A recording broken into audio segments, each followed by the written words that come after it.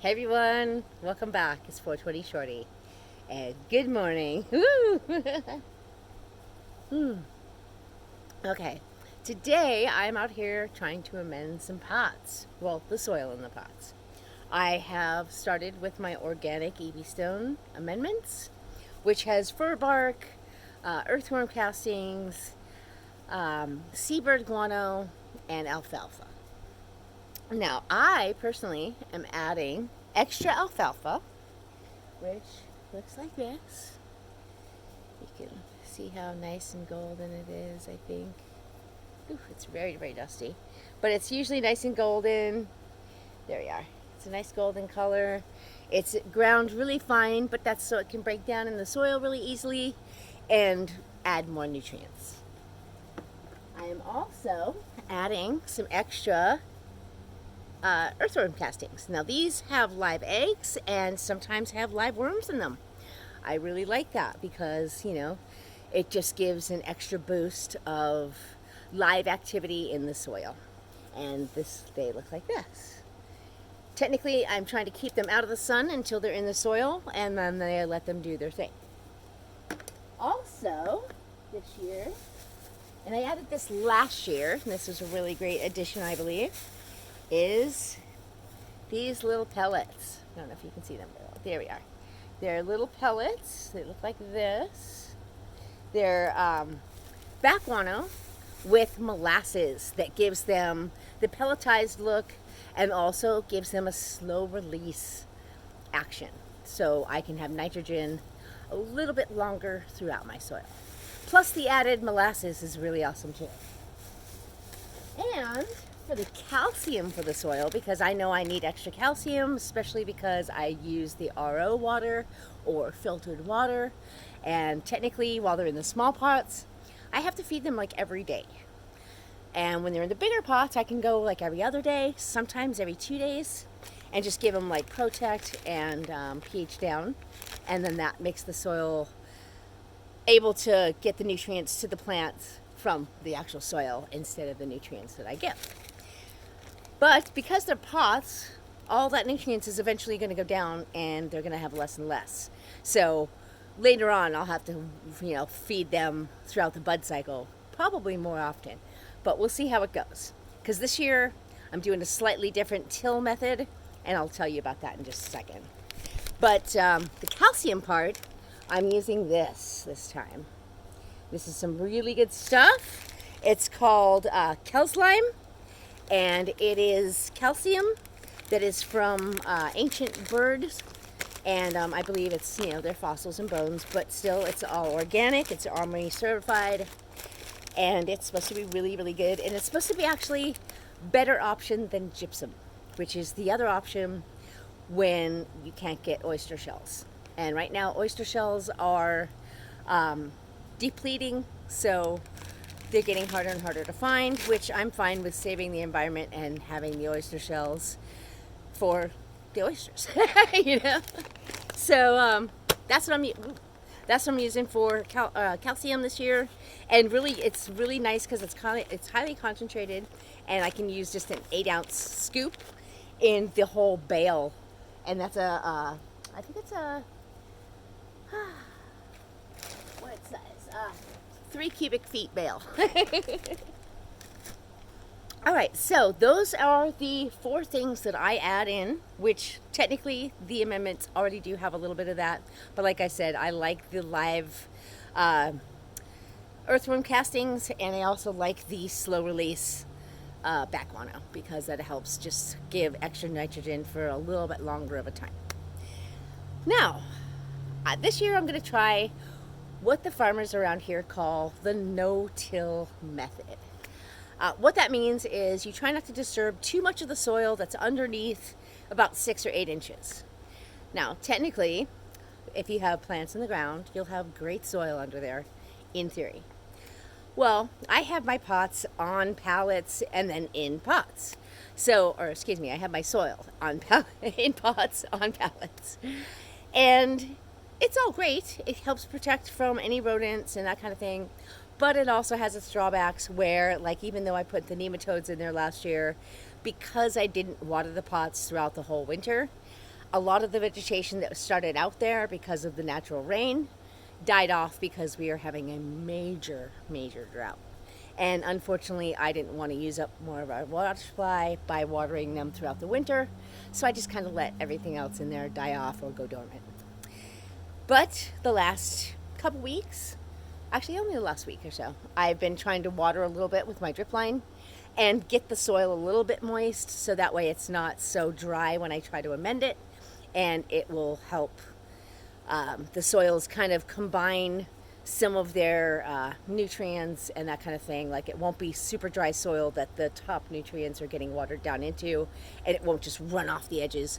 It'll soak into that soil more and kind of make that soil richer and more beneficial as well. So in theory, hopefully this is going to work really well. I'm going to do a little bit different though than most of my friends outside. I'm going to dig like a tiny well in the middle and still just have the top 6 or 8 inches of the whole rest of the pot, and maybe go down another 6 inches in the middle, because I've noticed that because I have the 300-gallon pots, when I move one of those giant stems and move the roots, there's always one big taproot that goes straight down about a foot at least.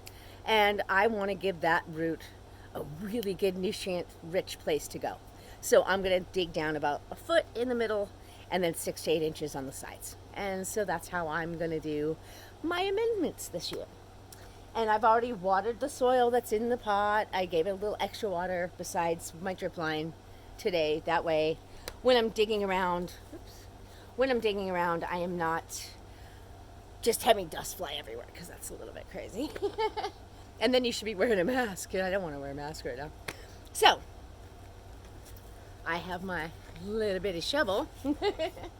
And like I said, like, the soil is still really dry, and I'm not sure if you'll be able to see it or not. I'm going to aim the camera down in a second. But the soil is actually still a little bit dry. So once I get the other soil in here and mixed it a little bit and then on top, I'm going to take my drip line and water it in more. Plus, I'm also going to spray it with the hose so the outer edges also get watered down into the old soil a little bit before I put my plants in. Okay? And technically, yes, you can plant right in the bales of soil amendments. You can totally plant right in it. And I guarantee that with my additives, it's not making it so hot that I can't still just plant right in it. Because of the time release being with the back guano, and all the other things are super organic and they're not overpowering. Chicken manure, however, is a little bit tricky. If you use fresh chicken manure, it can be super hot, and it can make your soil so high in nitrogen if you don't water it through that it can really burn your plants. So I tend to not do as much chicken poop as a lot of other people, but the back guano for me works amazing. So I like bats. Not that I don't like chickens, but it's just so hot and high in nitrogen. It's a little bit harder to use, especially if it's fresh. Now, if you get the bags of chicken manure at the garden store or anything, then they're going to be a little less hot because they've had time to sit and age and dry out and all that. So there's a lot of different options that you can do for adding nitrogen into your plants. Okay, so 1 second, I have to deal with my dogs. I'll be right back. Okay, dog's back inside. Okay, it's starting to get a little warm. I'm going to try to get this done as soon as I can because my camera, I don't want it to overheat before I can get the whole video out to y'all. I have been trying all morning. All right, we only have a little bit more to go, and I just wanted to show you what it kind of looks like a little bit. I'm not going to do a whole lot of digging because that'll take a lot more time, and of course the phone will probably overheat. Whew. But before I do the digging, I don't want to forget to mention about bug control. People have been asking about bug control, and what I used to do is just foliar spray. Now, I have learned that predator bugs are 1,000 times better at actual keeping bug control or bad bugs under control. because sprays, first of all, at bud time, can't get into the bud and get any of the bugs that are already in the buds. They can't get the caterpillars, they can't get the mites that are already inside the buds when they're growing, but predator bugs can. So if you get the right predator bugs, which I usually use assassin bugs, pirate minute bugs, lacewing larvae, and you can get them in different stages. You can get them in larvae stage, egg stage, adult stage, all the different stages. And last year I did show some of the bugs that I released, and I'll try to attach one of those videos to the end of this video so y'all can watch it.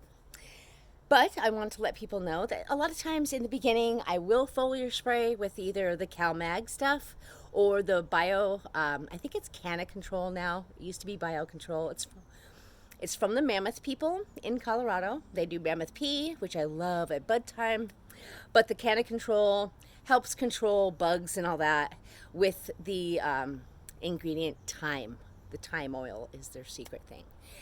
And it does work really great, but like I said, once it starts getting into the bud stage more, it's really not working as well anymore, and it can't really get into there. And you really don't want to spray your buds that much to where they're wet inside with bug spray, because they're just going to get moldy. And so you don't want that as much as you don't want the bugs in there. So I just get predator bugs, and they really work well.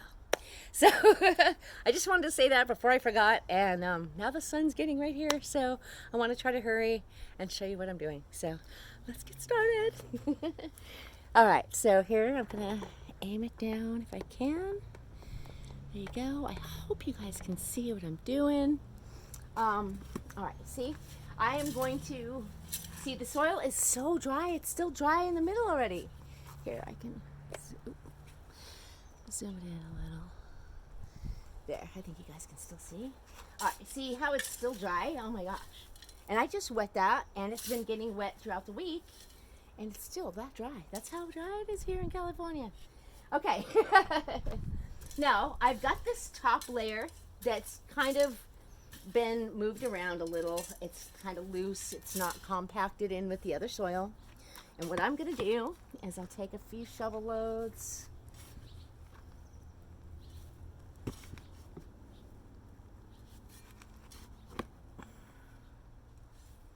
And I know I have a tiny shovel, but it fits better in the greenhouse, and I can maneuver.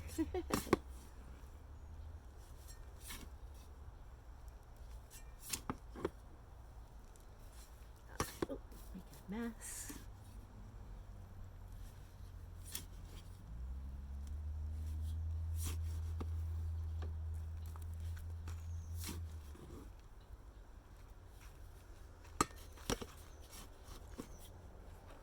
I hope you guys can see what I'm doing, because it's really bright now and I can barely see the screen. All right, now here, I'm going to start mixing this in with the top little bit of soil.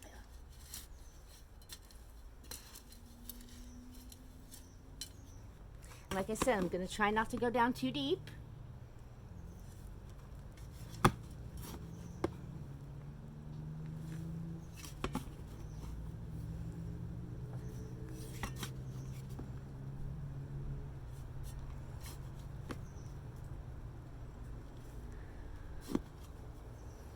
Working out. I can do this with one hand. Woo!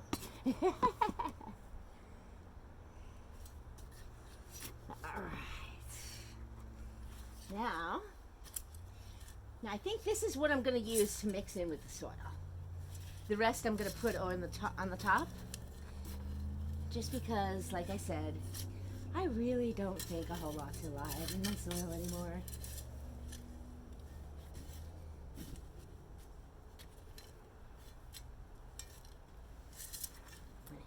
Take the rake. No, I don't have a little mini rake. There we go. Now, technically, when you're outside, this is just tilling the top of the garden, like I do with my vegetables, and it seems to really work well for them. So I'm gonna use this,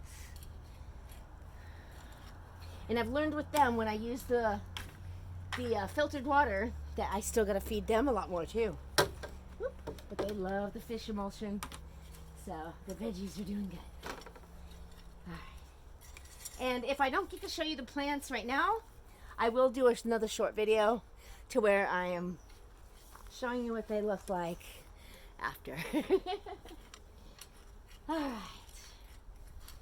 Now I think I've gotten that pretty well with the top, like 6 inches or so. There's a lot of dryness in with that soil.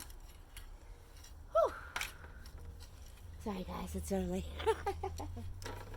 All right. Uh-oh, my allergies are gonna start acting up.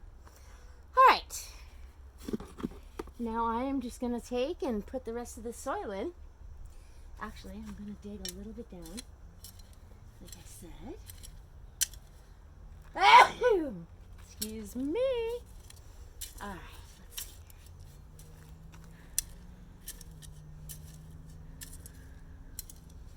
There we go. Like I said, I'm gonna dig a little bit down in the middle. There we go.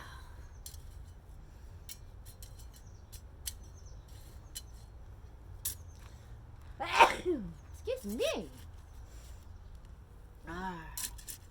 Now here, I'm already hitting roots from my old plant. So they do actually go way down compared to what people say. I find that they go down pretty deep, not just surface. So anywho, that's what I'm doing. And now I'm just gonna fill the rest in. And then when I go to plant, this stuff that's in the middle is gonna go down a little deeper than the stuff on the sides. And that way, that one root that's gonna go a little deeper, that one main root, is gonna have somewhere to grow into that's actually got some good nutrients. So here we are. All right. And I really don't want my phone to overheat. So you guys, I think, get the gist of it. That I'm gonna fill that in and put the rest on the top. All right. Whew. It's getting hot already.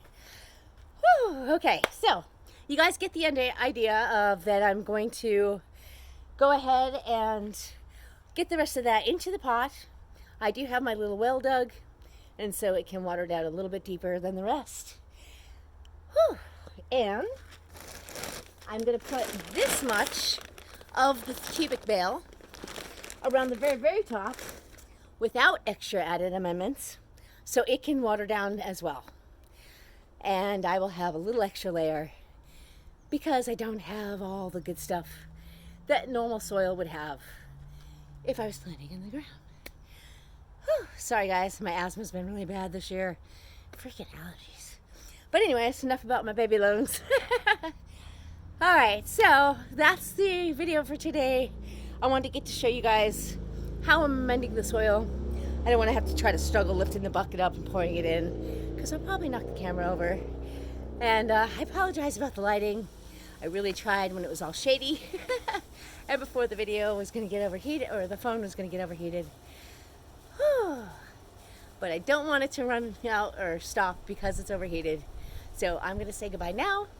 And again, I'm going to try to do a little video of the girls to add on right after this one. Well, maybe not right after, but as my next video. Sorry guys, it's early. Been doing a lot of digging, a lot of mixing. Whew. And I thank all of you all for watching. I really do. I appreciate all of you. And I love the comments. So yeah, hope y'all are having a great summer or spring into the summer. And I hope it's going to be a great year for everyone. I really do. So thanks again for watching, and please like, comment, subscribe, and ring that bell for notifications of when I do another video. And as always, have a peaceful day.